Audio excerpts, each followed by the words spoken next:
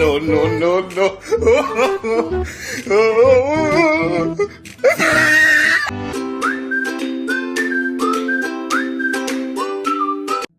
Magandang umaga. Ako nga po pala si Kamsat. Mayroon pa akong pangarap pero ako isang tamad. Kaya ang aking pangarap ay hindi na po matutupad.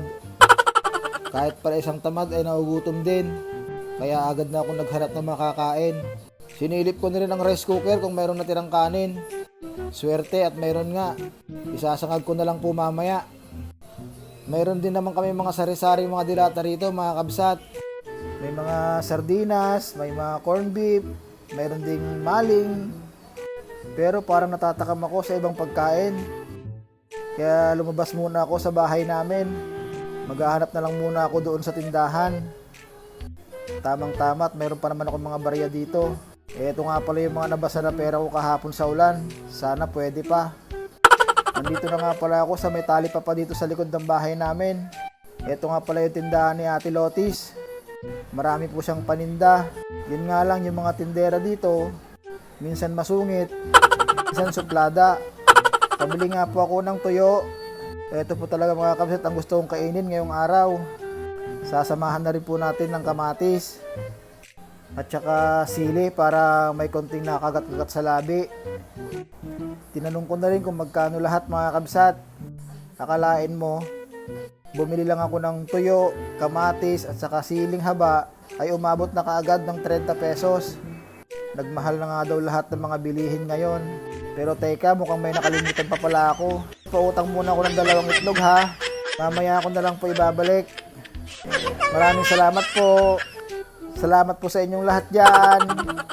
So ayun mga kabsat, umuwi na ang tamad. Daladala ko na yung itlog, kamatis at saka yung tuyo. Nandito na nga pala ako sa bahay namin. Tara, samahan nyo muna ako at magluluto muna tayo. Binatil-batil ko na nga pala yung itlog. Nilagay ko na dun sa may mainit na mantika. Bumilang lang ako ng 3, 1, 2, 3, luto na kaagad. At ayan na nga, isinaling ko na nga siya sa isang lalagyan. Perfect ang pagkaluto ng itlog ko.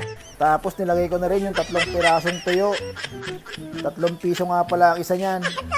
Tapos binalibalentong ko na lang po ng ganyan. Tapos inahon ko na rin po kaagad. Sunod naman po ako naglagay ng dinikdik na bawang.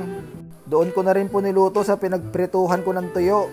Tapos ito na rin po yung kanin kanina. Niramas-ramas ko na rin siya para hindi siya magtukol-tukol. Ayan, nilagyan ko na rin siya ng konting asin. Tapos naghiwa na rin ako ng healthy food na kamatis. Tapos naghiwa na rin po ako ng sibuyas kasi pampaano daw ito eh.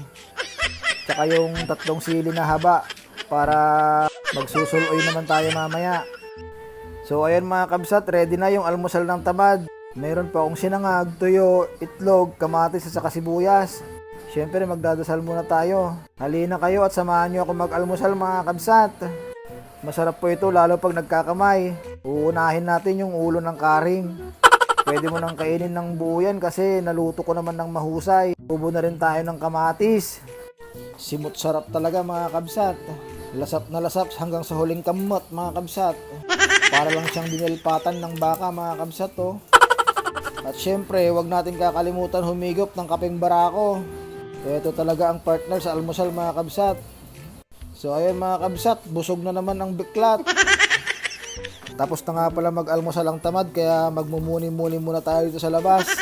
Magbibilang na naman tayo maghapon ng mga sasakyan na daraan.